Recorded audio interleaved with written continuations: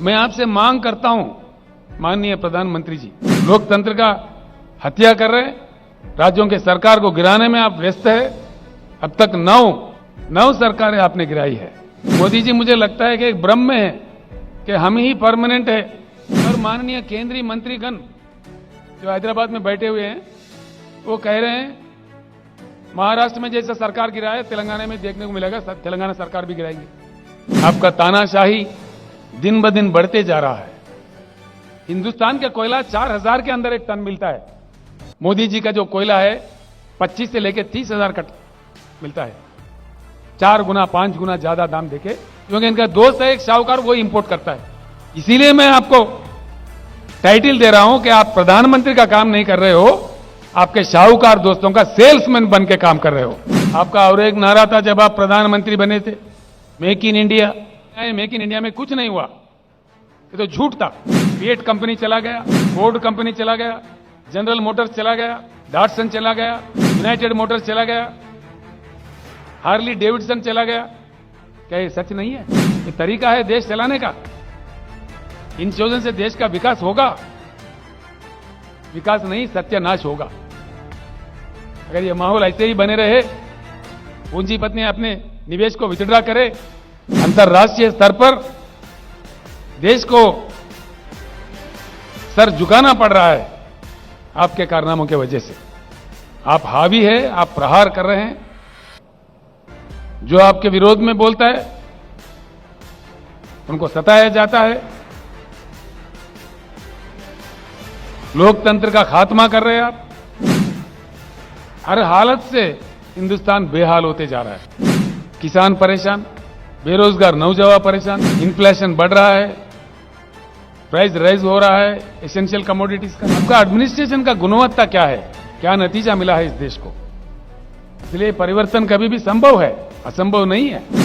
क्या चला रहे हैं आप? देश में क्या हो रहा है? किस प्रकार का नीतियां अपनाया जा रहा है? सर झुक जाता है शर्म से। स्विस बैंक से पैसे नहीं आए, सरकारी आंकड़े बताते हैं कालाधन डबल हो गया, दुगना हो गया। आप जो अपने आप का तारीफ करते हो, देश का मान मर्यादा खत्म होते जा रहा है। आपका तानाशाही दिन ब दिन बढ़ते जा रहा है, जो देश के लिए खतरा है। हम इतना ही कहना चाहेंगे, माननीय प्रधानमंत्री जी, जिस प्रकार से आप विपक्षी दलों के नेताओं पे गला फाड़ फाड़ के गलत आरोप लगाते हैं, उसी प्रकार से हमारे प्रश्नों का उत्तर दीजिए।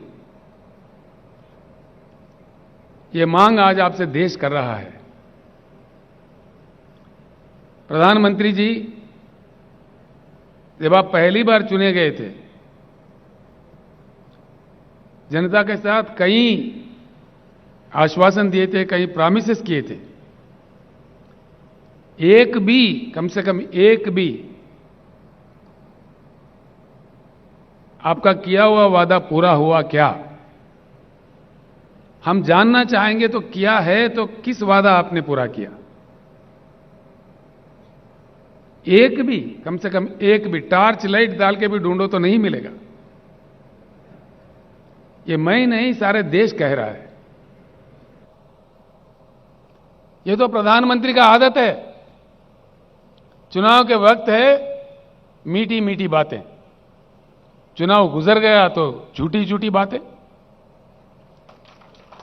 ये देश देख रहा है, देश महसूस कर रहा है। अगर आप सही थे तो फिर किसानों को क्यों माफी मांगा? आपके बनाए हुए कानून क्यों वापस लिए? और उसके बाद में किसानों को जो आश्वासन आप दिए थे, क्या हुआ? आज तक कोई बात ही नहीं है।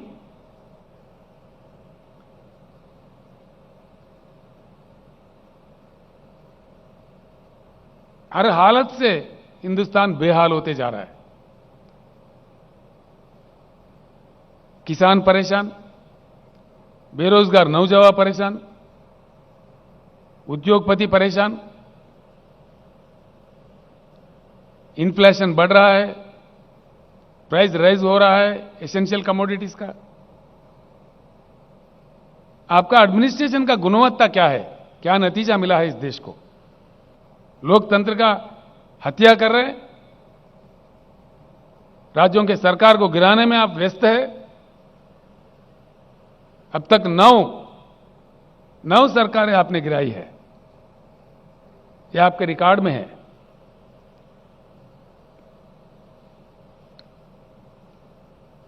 इसका नतीजा क्या हो रहा है? किसी भी तरफ देखो बेहाल हिंदुस्तान। किसान परेशान, जवान परेशान, नौजवान बेरोजगार परेशान, उद्योगपति परेशान। कौन खुश है आपके सरकार से?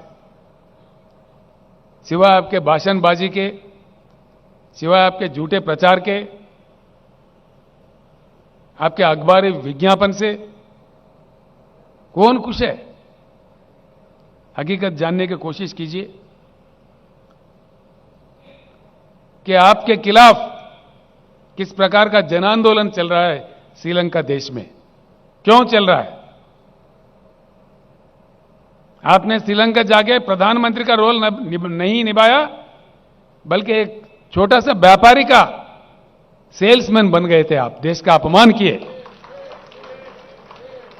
नतीजा, श्रीलंका का जनता टूट पड़ी है श्रीलंका के रोडों पे।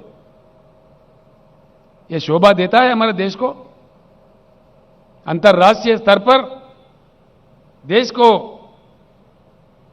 सर झुकाना पड़ रहा है आपके कारनामों के वजह से। क्या यह सच नहीं है? आपके मंत्री लोग, आपके प्रवक्ता लोग, आप खुद भी गला फाड़ फाड़ के बड़े ऊंचे आवाज में बोलते हो। क्यों चुप्पी साधे हुए हैं श्रीलंका के मामले में? कोई सरकारी प्रवक्ता अपना मुंह क्यों नहीं खोल रहा है? और आप अपने आप में खुद में क्यों नहीं बोल रहे इस बात में? क्यों चुप्पी साधे हुए हो? क्या वजह है इसके? और इससे बड़ी चीज क्या हो सकता है?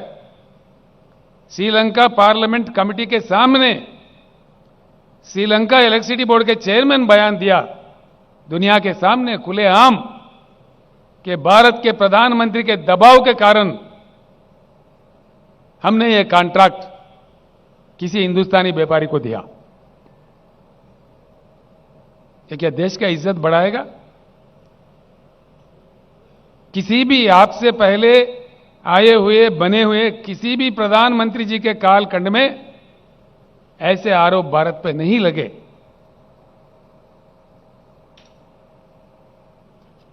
आपका और एक नारा था जब आप प्रधानमंत्री बने थे, मेक इन इंडिया।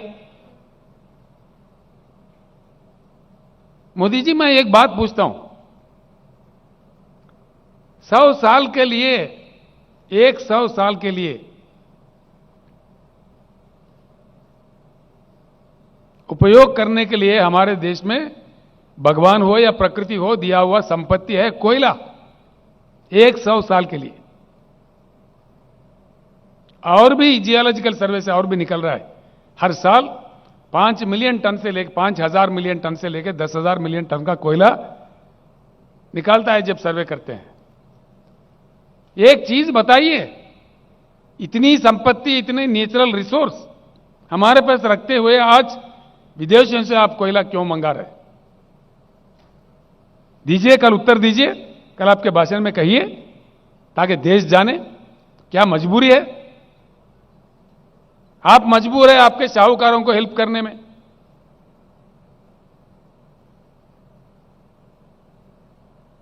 आप तो है मजबूर, राज्यों के सरकार पे दबाव डाल रहे, हुकुम पे हुकुम दिए जा रहे कि 10% इंपोर्टेड कोयला इस्तेमाल करो, वरना तुम्हारे कोल इंडिया से कोल सप्लाई बंद किया जाएगा। ये क्या दादागिरी है? जबरदस्ती है? ये लोकतंत्र का मान मर्यादा है? यशवंत जी, मैं आपके सामने रखना चाह रहा हूं, हमने इनकार कर दिया। आप जो मर्जी कर लो, हिंदुस्तान का कोयला 4,000 के अंदर एक टन मिलता है। मोदी जी का जो कोयला है 25 से लेकर 30,000 का मिलता है। 4 गुना 5 गुना ज्यादा दाम देके, क्योंकि इनका दोस्त है एक साहूकार, वो इंपोर्ट करता है। इसीलिए मैं आपको टाइटल दे रहा हूं कि आप प्रधानमंत्री का काम नहीं कर रहे हो, आपके शाहूकार दोस्तों का सेल्समैन बन के काम कर रहे हो। हां बिल्कुल, फिएट कंपनी चला गया, फोर्ड कंपनी चला गया, जनरल मोटर्स चला गया, डॉटसन चला गया, यूनाइटेड मोटर्स चला गया, हार्ली डेविडसन चला गया। क्या ये सच नहीं है? सर झुक जाता है शर्म से। सरकारी आंकड़े बताते हैं कालाधन डबल हो गया, दुगना हो गया। कालाधन कंट्रोल नहीं हुआ लेकिन डबल हुआ। स्विस बैंक से पैसे नहीं आए, मोदी जी के कालखंड में दुगना हो गए, डबल हो गए। रखेंगे हम भी देश के जनता के सामने सही वक्त में। बिल्कुल है, किस किस देश से किस किस आपका व्यापारियों का आपने सेल्समैन बन के काम किया, उसके पीछे कितने बड़े बड़े घोटाले हैं, देश जान चुका है मोदी जी। आप डरा धमका के कितनों की आवाज दबाओगे, कितनों को रोकोगे? भ्रष्टाचार बढ़ गया देश में, घोटाले बढ़ गए, बैंक के लुटेरे बढ़ गए, एनपीएस का लेवल इस कद में बढ़ा। मोदी जी आपसे पहले नॉन परफॉर्मिंग अकाउंट्स का जो गिनती है वो सिर्फ 4-5 लाख करोड़ में थे। आज एनपीएस का क्या दर है? 20 लाख करोड़। ये है विकास मोदी जी। इस तोहफा दिया आपने देश को, क्या ये भी गलत है? हम जो कह रहे हैं सच कह रहे हैं, आप ही के बताए हुए आंकड़े कह रहे हैं, ये हमारे आंकड़े नहीं है। These figures are not mine. This figure has been given by the Honorable Finance Minister of India as an answer to the question in the Parliament. The rate of NPS in India today is about 18.6 lakh crores. पता नहीं उसके बाद में और कितने बड़े। This is the reply by the Honorable Finance Minister of India. यह आपके गतिशील विकासशील नीतियों का नतीजा है क्या? किस चीज का यह नतीजा है? आपके गलत कारनामों से, गलत उसूलों से, गलत फैसलों से देश का मान मर्यादा गिर रहा है, जीवन प्रमाण गिर रहा है, लोगों में आक्रोश बढ़ रहा है। ये सच है। 15 लाख देंगे, हर किसी के खाते में आ जाएंगे। 15 पैसे नहीं है, लोग इंतजार कर रहे हैं, कभी कह रहे मोदी जी हम तो आपको वोट देते रहेंगे 15 लाख जब तक हमारे खाते में नहीं है। आशा है कि आप देंगे। कभी गा रहे हैं आपके गुणगान।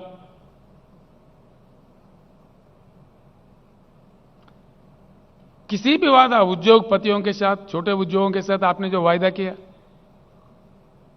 एमएसएमई को 1 घंटे के अंदर लोन देंगे, महीनों भर भी इंतजार करें नहीं मिलता, बस आपका वादा रह गया। मोदी जी आप जब रुपया गिर रहा था, जब माननीय मनमोहन सिंह जी प्रधानमंत्री थे, आप अपने गला फाड़ फाड़ के बोल रहे थे। आज रुपये का वैल्यू क्या है? मैं पूछ रहा हूं आपसे, कल उत्तर दीजिए। भारत के इतिहास में पहली बार सबसे नीचा वैल्यू किसी प्रधानमंत्री के समय में नहीं हुआ। यह भी आपको शोभा देता है प्रधानमंत्री जी? 79 रुपीस यूएस डॉलर के प्रति आज हमारा रुपये का वैल्यू है 79 रुपीस। अरे बाप रे, ये देश का हालत को बता रहे। आपका कितना महान एडमिनिस्ट्रेशन है, इसका यह नतीजा है। आप ही कह रहे थे। मैं जानना चाहता हूं भाई, नेपाल का रुपया नहीं गिरता, बांग्लादेश का नहीं गिरता, सिर्फ भारत का ही क्यों गिरता? हम जानना चाह रहे हैं मोदी जी, आज भारत का ही रुपया क्यों गिरता?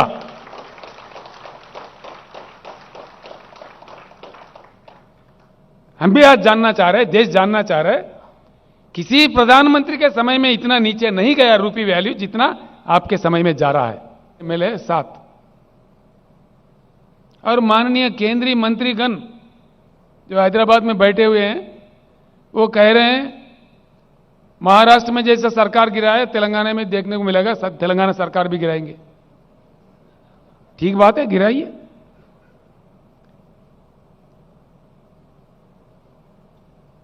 हम भी इंतजार कर रहे हैं उस बात का, ताकि हम फ्री हो जाए। आपको दिल्ली से उतार देंगे।